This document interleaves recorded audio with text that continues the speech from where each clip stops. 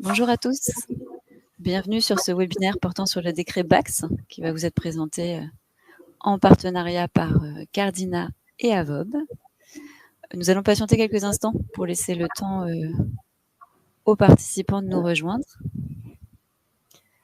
Peut-être pour commencer, pour ceux qui sont déjà présents, je voudrais vérifier que vous nous voyez bien et que vous nous entendez bien. Est-ce que vous pouvez confirmer dans le chat que tout est OK niveau son et présentation?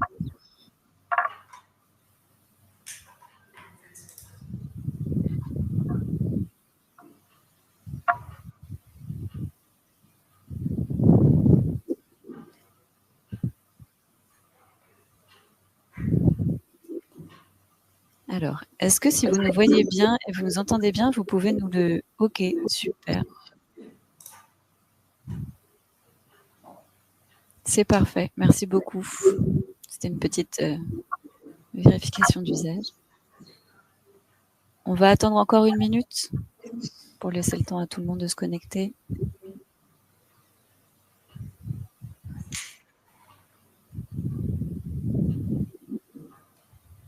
Merci pour vos retours.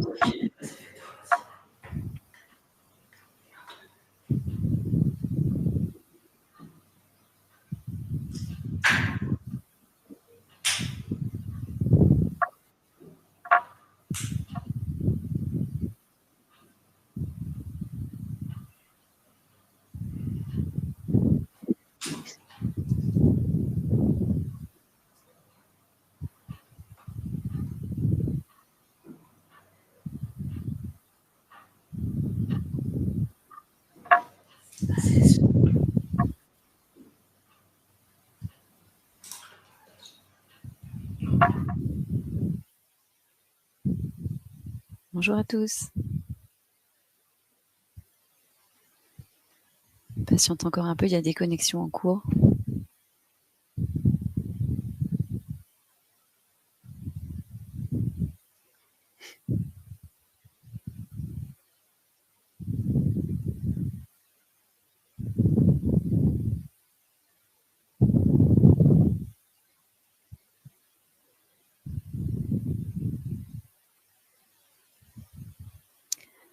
En attendant que les derniers participants nous rejoignent, je voulais vous apporter quelques précisions sur le fonctionnement du webinaire. Donc, Cardina, enfin les collaborateurs de Cardina et d'Avob vont vous faire une présentation qui va durer à peu près 40 minutes. Ensuite, il y aura un échange de questions-réponses. Vous pouvez poser vos questions au fil de l'eau, en fait, au cours de la présentation, dans le chat participant que vous avez découvert et qui se situe donc en haut à droite de votre écran. Voilà, n'hésitez pas à poser vos questions au fil de l'eau et on y reviendra en fin de présentation pour répondre à toutes vos questions. Cette présentation va être enregistrée. Vous aurez donc accès à un replay et le support de présentation vous sera transmis aussi. Voilà. Vous allez aussi avoir au cours de la présentation 2 petits sondages qui vont vous être posés, quelques questions auxquelles vous pourrez répondre. Donc c'est dans l'onglet sondages, vous les verrez arriver. Voilà, ce sera assez simple, il suffira de cliquer pour répondre aux questions. C'est bien sûr anonyme. Voilà.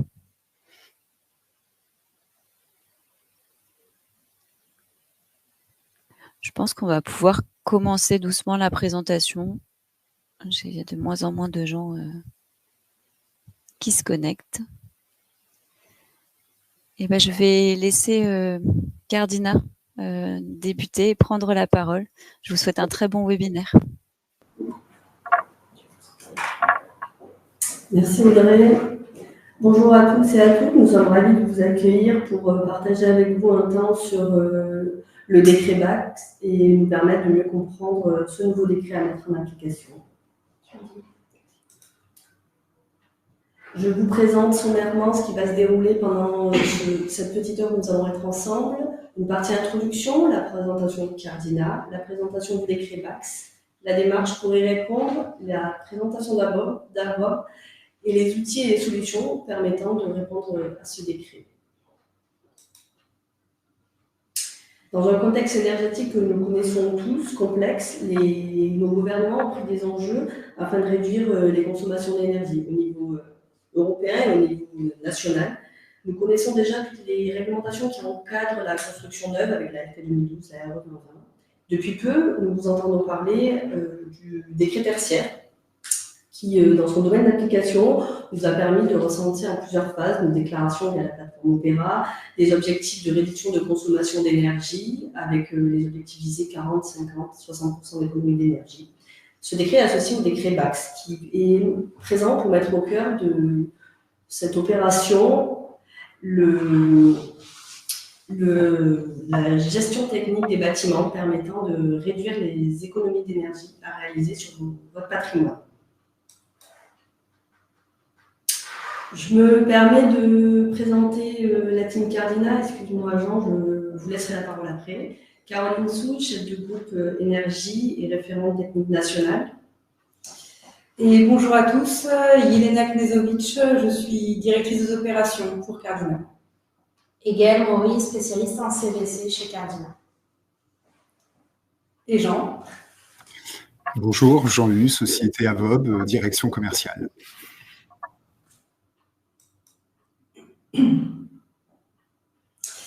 Très bien, donc je vais vous présenter la société Cardina.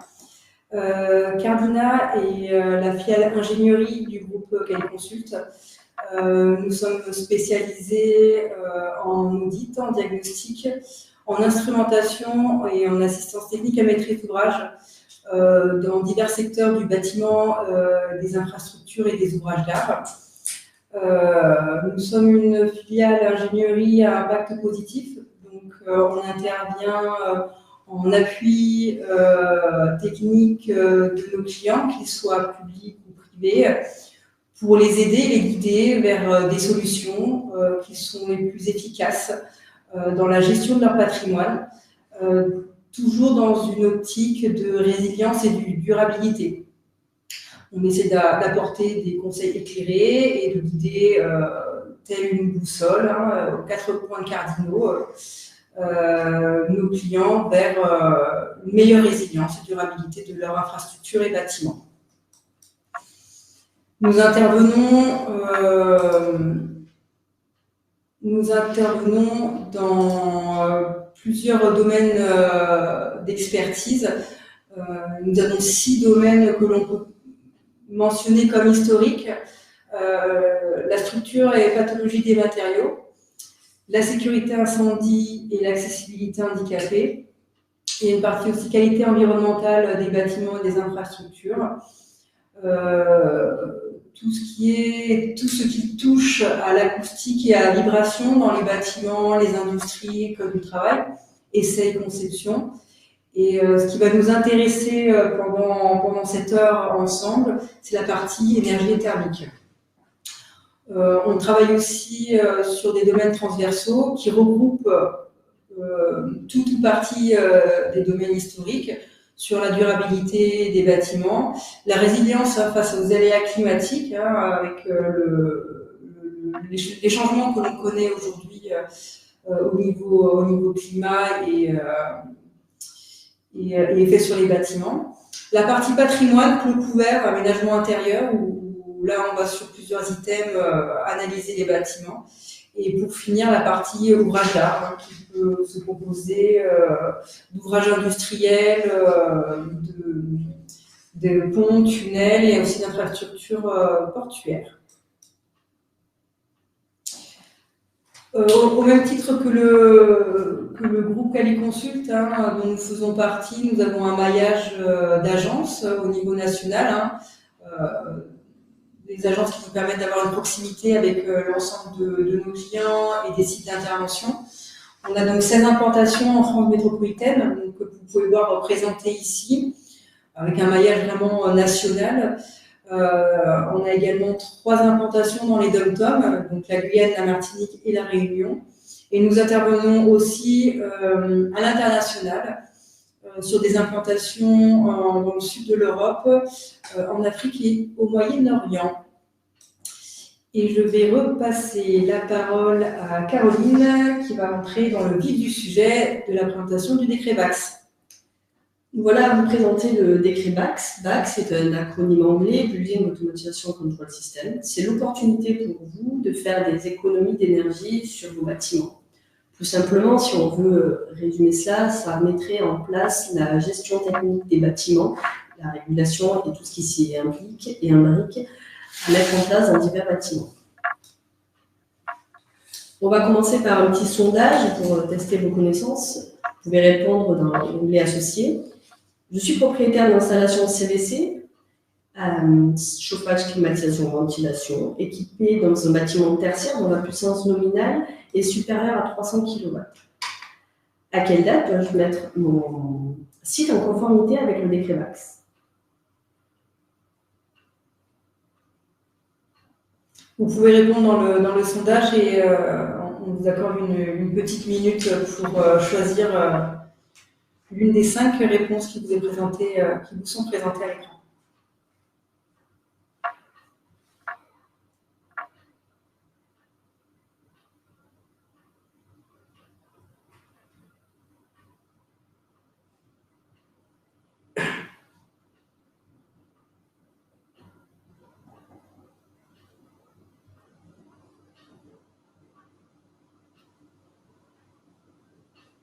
Je pense que je vais clôturer le sondage. Vous avez accès aux de réponses.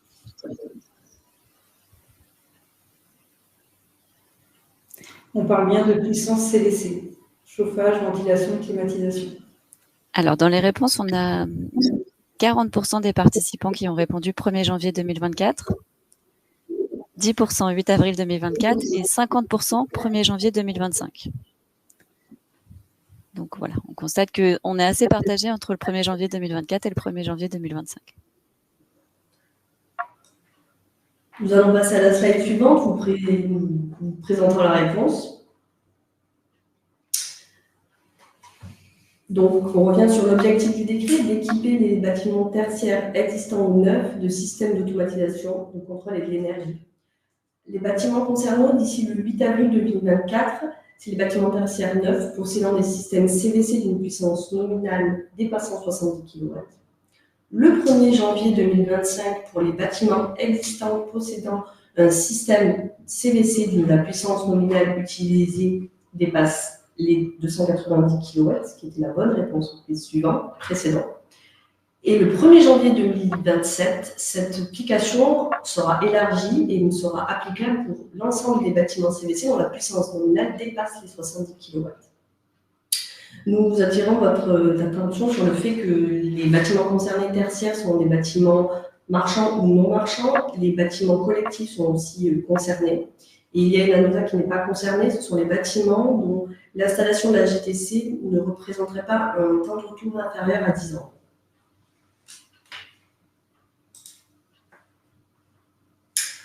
Donc, si on part du principe d'une installation de GTC dans les systèmes de bâtiments tertiaires, GTB dans le système de bâtiments tertiaires, elle doit contrôler le chauffage, la ventilation, la climatisation, les réseaux CS, l'intégralité de l'éclairage ainsi que l'électricité produite par le bâtiment.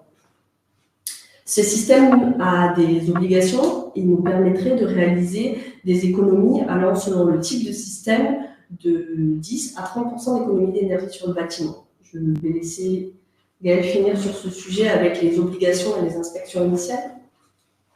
Alors, dans le décret de BACS, il est demandé effectivement une inspection initiale et une évaluation de l'efficacité énergétique qu'on peut traduire par un audit énergétique global du bâtiment, tant sur son enveloppe que sur ses systèmes énergétiques que sur son utilisation, afin de déterminer la pertinence de la mise en place d'une GTB et le calcul du temps de retour. À partir de ça, s'en suivra l'installation d'un système de GTB qui va permettre de suivre et d'enregistrer les consommations du bâtiment, mais également les températures ou d'autres paramètres choisis, l'hygrométrie, la qualité d'air, etc. Ces informations, elles vont être enregistrées et analysées en continu par la GTB. Et ensuite, elles vont permettre à la GTB de piloter de façon affinée les systèmes à minima de chauffage et de climatisation et éventuellement, en fonction de leur pertinence, les systèmes de ventilation, de CS, d'éclairage et de production d'électricité. Cette gestion devra être réalisée par zone fonctionnelle, c'est-à-dire par pièce, ou ensemble de pièces au même comportement thermique, et par pas de temps horaire.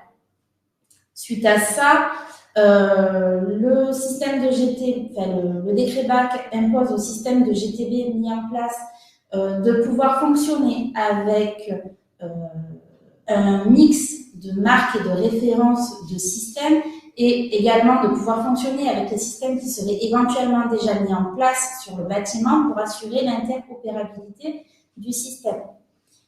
Il faudra également mettre en place une vérification périodique et une maintenance afin d'assurer l'autonomie du fonctionnement et de maintenir sa performance dans le temps. Donc, la démarche pour y répondre un peu plus en détail, la première chose, c'est d'évaluer l'efficacité énergétique du bâtiment par rapport à des valeurs de référence. Donc, ça se concrétise via un audit énergétique global du bâtiment, comme je le disais, tant sur l'enveloppe que sur les systèmes énergétiques, que sur l'usage qu'on fait du bâtiment, et de déterminer les caractéristiques de chaque système afin de pouvoir évaluer la pertinence. Effectuer un audit énergétique reviendrait à un sujet indispensable avant d'appliquer le BAC. L'audit énergétique nous permet d'avoir une cartographie, une photographie de l'état actuel de votre bâtiment, tant sur le point technique que comportemental, ainsi que sur la partie structurelle et enveloppe du bâtiment. Nous pouvons aussi nous référer à différentes caractéristiques techniques pour arriver à ce domaine-là, avec notamment des puissances nominales installées dans le site. La possibilité pour faciliter cette tâche, il y a aussi chez nous l'outil Cali-Estate qui nous permet de centraliser les informations relatives à vos actifs, de planifier et d'anticiper vos interventions réglementaires, maintenance ou sur un point de veille réglementaire. Nous pouvons également vous accompagner sur ce sujet-là.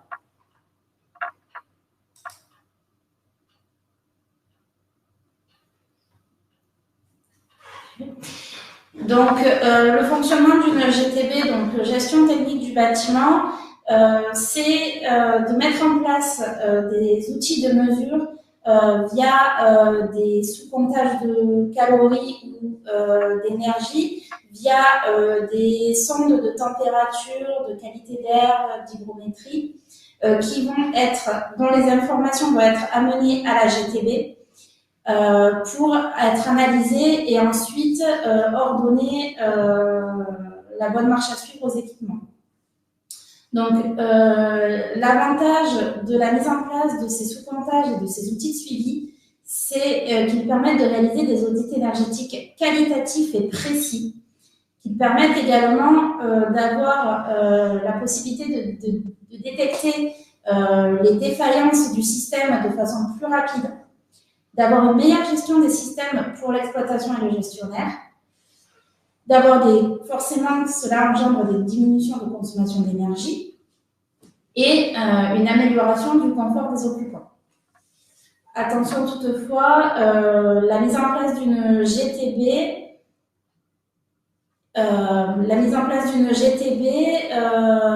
ne doit pas empêcher aux usagers, à l'exploitant ou au gestionnaire, de prendre la main sur les systèmes.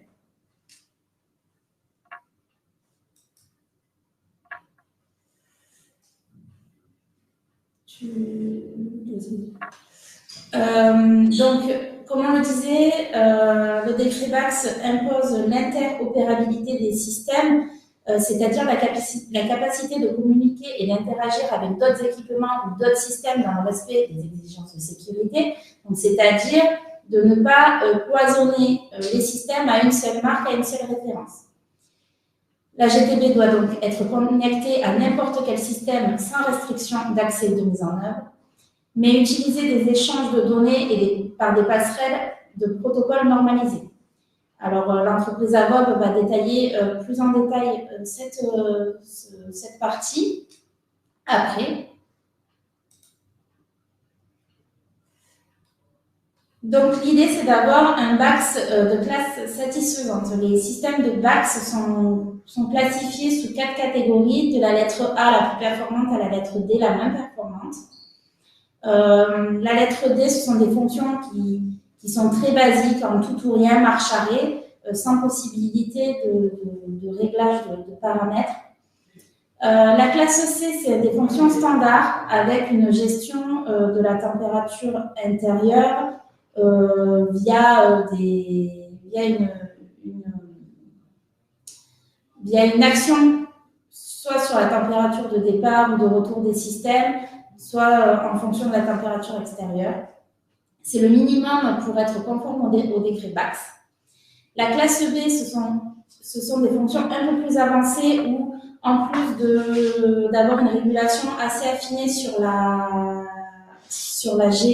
une action affinée sur la température intérieure, on intègre par exemple des fonctions type détection de présence et d'absence.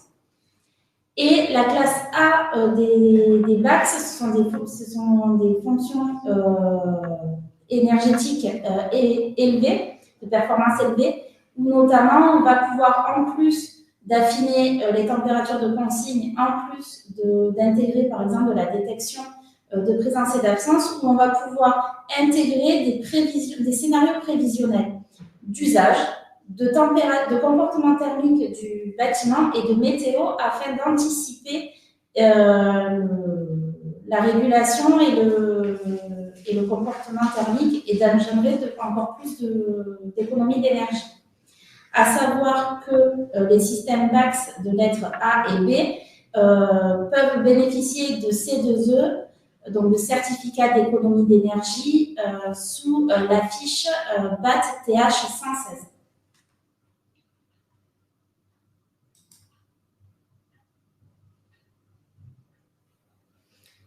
Et pour finir, donc maintenir un bon état de fonctionnement, donc c'est assurer une vérification périodique par un prestataire externe ou du personnel interne compétent avec consignation d'un rapport. Donc ça, c'est pour permettre donc une analyse fonctionnelle du système en vérification initiale avant le 1er janvier 2025, la vérification du bon fonctionnement du système, la revue du paramétrage du système en corrélation avec les besoins du bâtiment et la détermination des améliorations possibles et recommandations. La fréquence de vérification, donc c'est tous les 5 ans, qui peut être réduite à 2 ans en cas d'installation ou de remplacement du système ou de systèmes techniques reliés au système d'automatisation et de contrôle. On va laisser la place à Jean. Merci beaucoup. Merci à la Dream Team Cardina. Eh bien, écoutez, je vais me présenter. Donc, je suis Jean Hu, directeur commercial de la société AVOB. Et donc, du coup, après avoir envisagé toutes les obligations réglementaires grâce à Cardina, j'espère que vous les avez appréhendées un petit peu mieux, outre les sanctions pécuniaires ou autres sanctions qui pourront être mises en place effectivement à l'issue du décret BACS, le but ultime, ça va être effectivement de faire des économies sur votre parc immobilier tertiaire. Et donc, dans l'idée, on va se poser la question, après avoir évidemment présenté la société AVOB, d'envisager les différentes solutions. Alors, je vois qu'il y a Anatolie qui a déjà commencé à aborder certains des sujets. Nous y reviendrons un tout petit peu plus tard. Donc, avant tout, pour nous présenter AVOB, nous sommes spécialistes du pilotage énergétique. Nous avons 2 solutions, effectivement, que nous maîtrisons, qui sont l'optimisation énergétique pour les parcs immobiliers, donc les bâtiments tertiaires, et puis nous avons une seconde solution quant à l'efficacité énergétique des parcs IT, vos parcs informatiques avec les écrans et évidemment les machines. Donc aujourd'hui, la solution AVOB est présente chez environ 200 clients et nous manageons à peu près 25 000 bâtiments. Ça fait 13 ans que nous existons. Et puis, nous avons réussi effectivement à permettre d'économiser environ 7 500 tonnes de CO2 sur cette période. Alors, nous sommes basés en Île-de-France, à Boulogne-Billancourt, mais nous opérons sur toute la France ainsi que également à l'étranger. Quelle est la solution proposée par Avob? Quel est le savoir-faire d'Avob? J'ai un petit problème pour changer mes slides. Super. Donc, effectivement, notre société... Excusez-moi, j'ai eu un petit problème de slide, j'ai cliqué plusieurs fois, et je pense qu'il y a un petit temps de réaction. Voilà, excusez-moi. Notre solution, donc spécialiste de l'optimisation énergétique, spécialiste du pilotage énergétique, grâce à une combinaison unique. Donc, avant tout, l'accompagnement des énergie managers, qui vont s'articuler autour d'une plateforme SaaS qui va vous permettre effectivement de récupérer l'ensemble de vos données énergétiques, multifluides, mais également multisites, c'est-à-dire qu'on va pouvoir récupérer et comparer l'ensemble des bâtiments qui composent votre parc. À partir de là, on va être aussi en capacité de proposer évidemment des analyses, des alertes et le suivi effectivement des actions que vous aurez mises en place. À cela, on va adjoindre également de l'IoT, donc objets connectés. Grâce à cette instrumentation, ça va nous permettre effectivement d'avoir du sous-comptage, grâce à des sous-compteurs, grâce à des sondes, grâce à des capteurs qui vont nous permettre de remonter de l'information, mais également, nous allons être en capacité de nous connecter à toutes les GTB présentes sur site, afin de faire effectivement un pilotage des usages. Hop, je vais passer à ma slide suivante. Alors, le petit temps de réaction. Et donc, comment peut-on arriver effectivement à une économie d'énergie? Alors, tout simplement en connaissant, premièrement, toutes ces consommations. L'idée, c'est de comprendre comment je consomme, pourquoi je consomme, quand est-ce que je consomme. Et donc, pour ce faire, il y a 3 étapes. Ces 3 étapes, ça va être avant tout la récupération de l'ensemble des données. L'ensemble des données via API, tout format, toutes les données possibles et imaginables sur vos données énergétiques peuvent être remontées sur cette fameuse plateforme, y compris les données d'IoT. Une fois qu'on a récupéré l'ensemble de ces données, on va être en mesure, évidemment, de comprendre et mesurer celles-ci. Alors, l'analyse va nous permettre effectivement de comprendre pourquoi on consomme, à quel moment il y a des déperditions, et donc ça nous permet d'avoir un outil d'aide à la décision afin de définir et de mettre en place un réel plan d'action énergétique. Alors, ce type de plateforme, évidemment, cette centralisation des données et cette compréhension qui est permise grâce à celle-ci nous permet évidemment un gain de temps.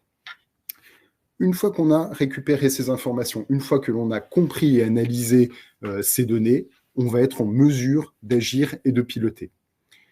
Agir grâce notamment aux alertes et piloter l'automatisation ou même manuellement récupérer les informations pour ensuite pouvoir agir. Hop, excusez-moi, toujours ce petit temps de latence. Et tout ça ne serait évidemment pas possible sans l'accompagnement de nos énergie managers. Ça va de soi. Afin de se mettre en conformité avec les réglementations, ce type de solution est importante. Mais surtout, le but ultime, et je le répète, c'est effectivement de faire des économies d'énergie. Alors, comme mes collègues de Cardina, nous allons procéder à un premier petit test, un premier petit sondage, afin de comprendre où vous vous situez par rapport au décret Bax et par rapport à vos obligations. Va apparaître à l'écran d'ici quelques secondes le questionnaire du sondage auquel vous allez pouvoir répondre. L'idée est de comprendre et de voir quel est votre niveau de maturité sur l'application du décret Bax et la mise en conformité. Donc, la question est simple. Qui parmi vous a déjà mis en place un système de pilotage des consommations énergétiques et quelle est la proportion des bâtiments qui sont équipés dans votre patrimoine? Je pense que nous allons avoir une petite minute. Alors, encore une fois, il n'y a aucune mauvaise réponse. L'idée est effectivement d'avoir ce petit état des lieux pour savoir comment vous vous positionnez et puis peut-être ensuite envisager des solutions et sur quelle proportion de votre parc. Hop.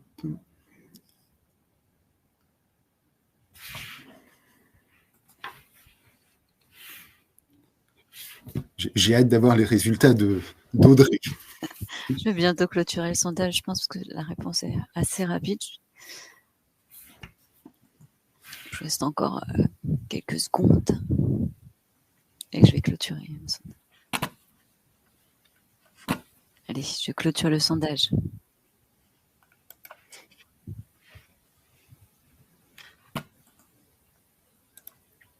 Voilà, est-ce que tu as accès, tu vois les résultats, Jean, du sondage? Alors non, je ne vois pas encore les résultats. Sinon, moi, je peux. Alors, il y a 20% qui ont déjà mis en place 100%, sur 100% de leur parc. Très bien. 10% sur 70%, 20% sur 50% et 40% sur 25% de leur parc. D'accord. Et aucun, simplement 10%. Magnifique, magnifique. Donc on voit effectivement qu'il y a une petite disparité, mais rien d'alarmant. L'idée, ça va être de comprendre maintenant si c'est un choix de n'avoir pourvu son parc immobilier que d'une partie ou si c'est justement un léger retard qui peut être comblé. La véritable question qu'il va falloir se poser, c'est est-ce que effectivement l'équipement qui est présent sur mon parc immobilier est encore opérationnel ou s'il y a une petite obsolescence et une nécessité de revenir un peu dessus.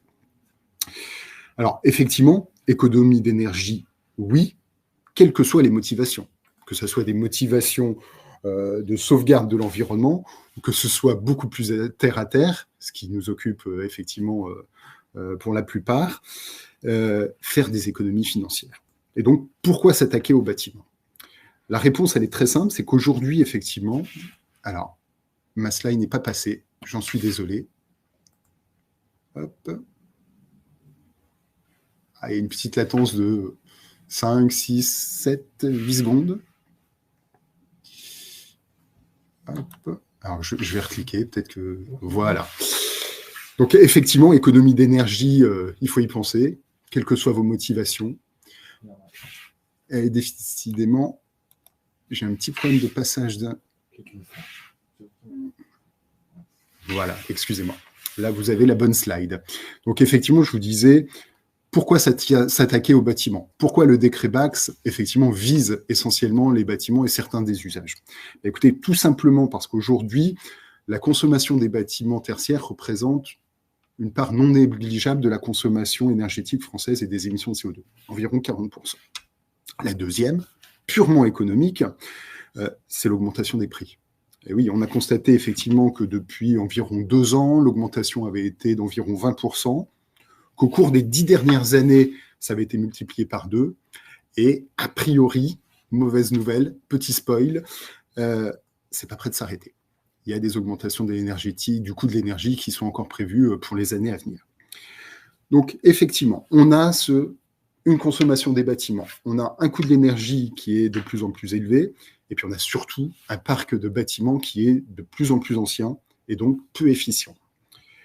Il faut savoir effectivement qu'aujourd'hui, il y a une étude qui a été réalisée par RTE qui tente à prouver que moins de 6% des bâtiments éligibles au décret Bax ou au décret tertiaire sont équipés de systèmes de pilotage. Donc effectivement, je reviens un petit peu sur notre sondage, on a la chance d'avoir l'élite française en matière d'économie d'énergie, puisque a priori, vous étiez tous entre 25 et 100% du parc équipé.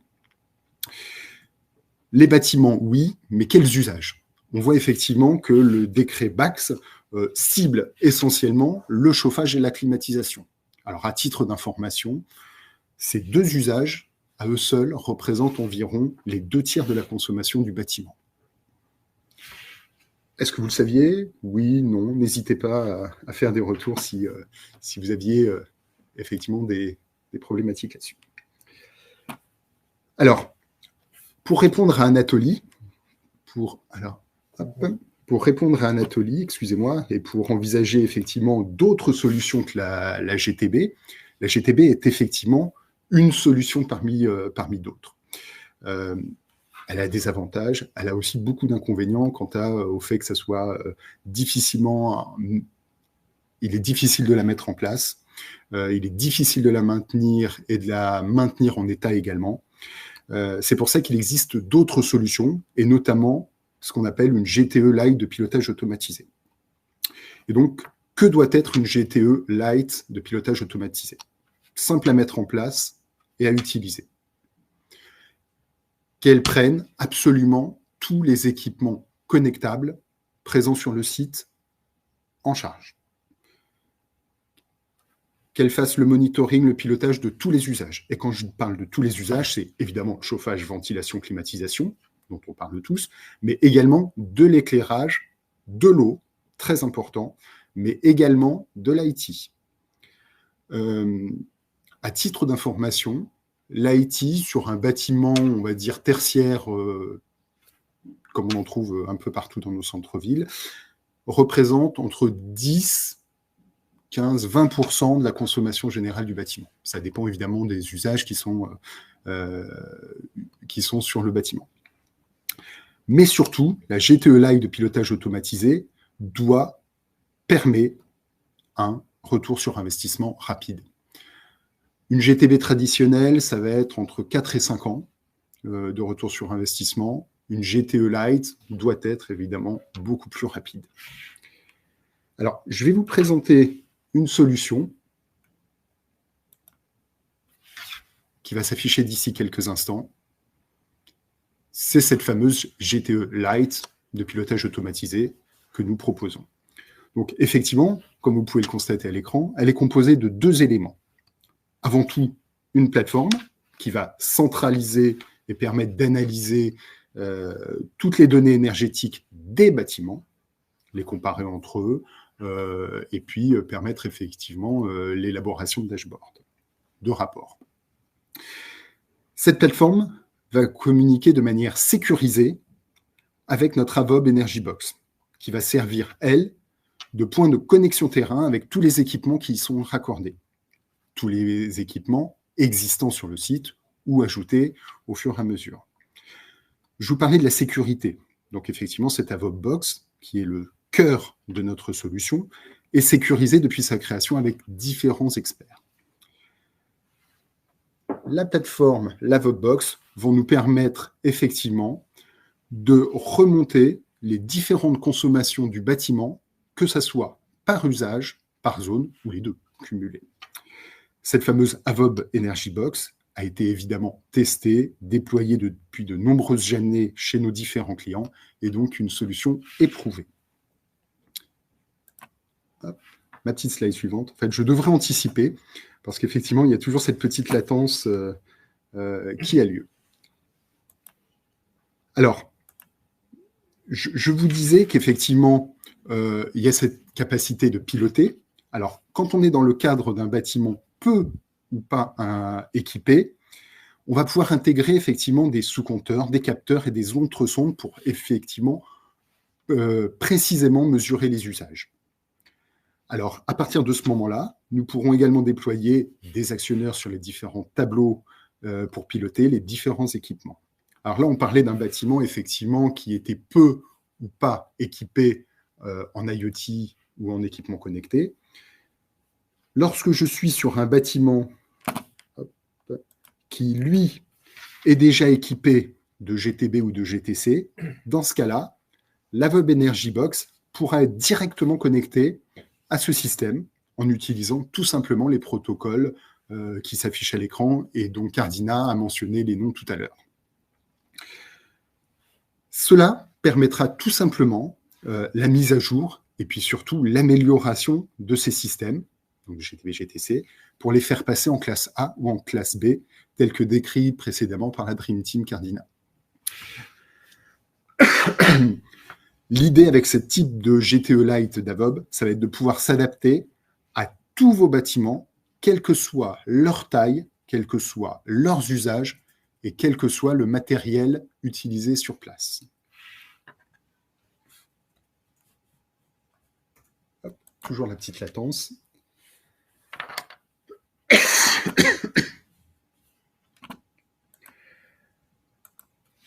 Alors, effectivement, l'idée, c'est effectivement de vous amener à diminuer vos consommations énergétiques, mais aujourd'hui, c'est seulement par le pilotage qu'on arrivera à vous aider à réaliser jusqu'à 40% d'économie d'énergie.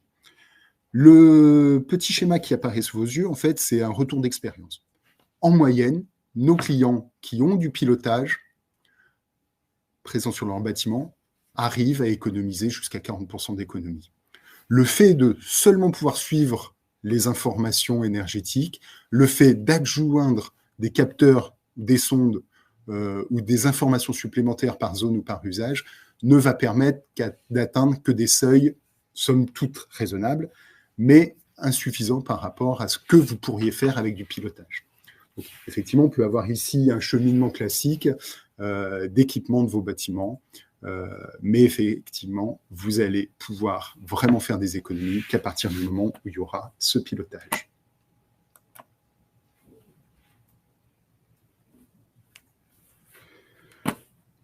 Tout à l'heure, l'équipe Cardina, vous évoquez le décret BACS avec ses 7 obligations. Notre solution permet d'effectivement obtenir cette base patrimoniale et technique grâce aux audits énergétiques faits par les bureaux d'études tels que Cardina. On va pouvoir récupérer ces données et les intégrer directement sur la plateforme. Donc, ça permettra également le suivi, l'analyse en continu de toutes les informations avec le sous-comptage possible, le contrôle automatique pour le pilotage des équipements, le fait également, grâce aux alertes, de remonter tout ce qui est dérive et pouvoir les corriger. Je vous ai parlé d'interopérabilité. Grâce au protocole que nous avons mentionné, on va pouvoir se connecter avec tous les systèmes existants. Tout en permettant effectivement la possibilité localement aux équipes de prendre la main sur le système, la fameuse autonomie de fonctionnement, le mode manuel en local. La mise en place d'alertes, je vous l'ai dit, que ce soit au niveau du fonctionnement ou au niveau, vous facilite la maintenance pour les équipes qui vont être en place sur le site. Je vais vous montrer un petit cas client. Alors, dès que ça va apparaître, vous allez tout de suite comprendre. Il s'agit d'une commune qui avait une problématique sur 3 écoles. Sa problématique, c'était tout simplement différencier les différentes consommations énergétiques selon ses zones et ses usages. Et surtout, maîtriser son usage chauffage et son usage climatisation. Alors, pour ce faire, c'est très simple, il y a eu le déploiement d'une Avob Box, d'outils de sous-comptage, que ça soit par étage ou par usage, et puis surtout le déploiement de sous-compteurs et de capteurs. La Avob Box et cet IoT ont permis un pilotage du chauffage et d'une climatisation de façon individuelle. Le résultat a été très simple, environ 30% d'économie d'énergie et un ROI autour de 12 mois. À comparer avec une GTB où effectivement, généralement, vous êtes plutôt entre 3 et 5 ans pour avoir un retour sur investissement. Excusez-moi, j'avance légèrement.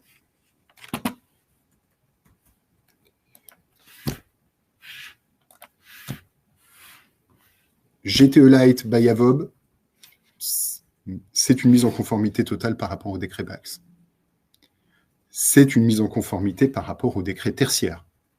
On parlait tout à l'heure dans les slides présentés par Caroline des C2E. La GTE Lite d'Avob est éligible au C2E, notamment grâce à cette fameuse fiche BAT-TH 116.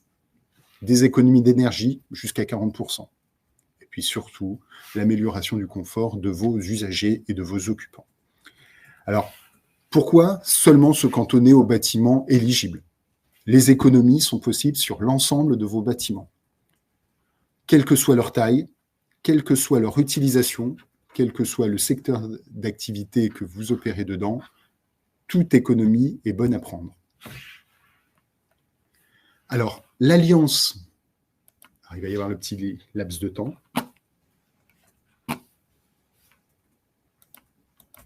Super. Donc, en résumé, l'alliance de Cardina et d'Avob va vous apporter une solution complète pour répondre à l'ensemble des obligations du décret BACS. L'idée, c'est d'avoir une solution simple à déployer avec un retour sur investissement extrêmement rapide. Alors, Avob et Cardina vont pouvoir vous accompagner du début à la fin de votre processus.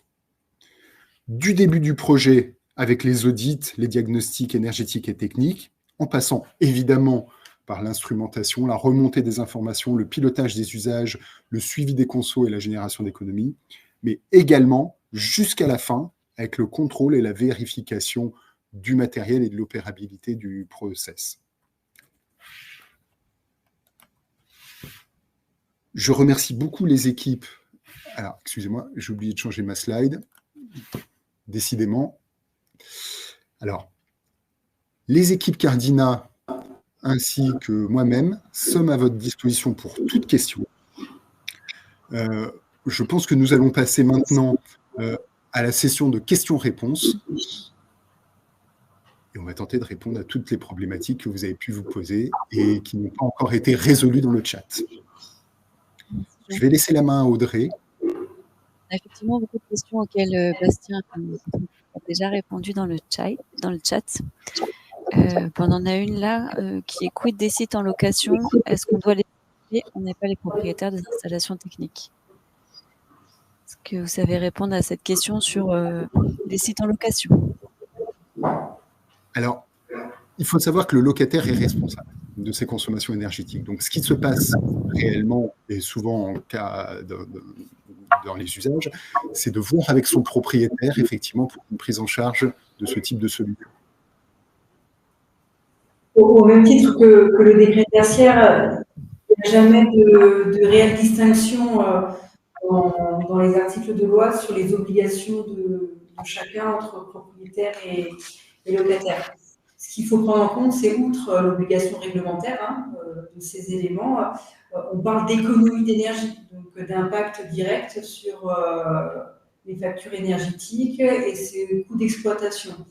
Donc, disons que les intérêts à mettre en place sont communs pour un bailleur qui mettrait à disposition un bâtiment plus performant aux locataires et aux locataires d'ouvrage qui lui permettrait, dans le cadre de son exploitation, facture énergétique et un impact aussi environnemental plus faible. Alors, ça permet aussi aux propriétaires d'avoir une valorisation plus intéressante de ces bâtiments. Si c'est un investisseur, effectivement, pouvoir présenter à d'éventuels acheteurs ou à d'éventuels investisseurs le fait qu'un bâtiment soit peu consommateur en énergie peut avoir aussi un impact sur la valorisation de son patrimoine. Alors, quand on est locataire, c'est aussi l'avantage de mettre ça en avant.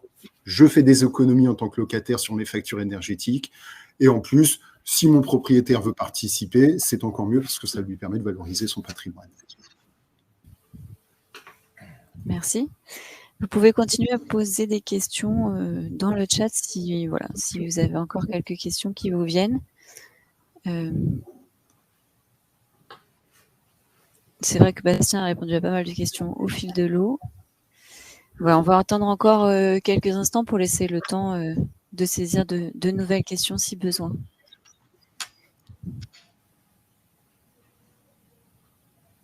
De toute façon, à l'issue du webinaire, nos équipes seront disponibles pour répondre si des questions vous viennent, que ce soit les équipes d'Avob ou de Cardina. On vous répondra sans souci.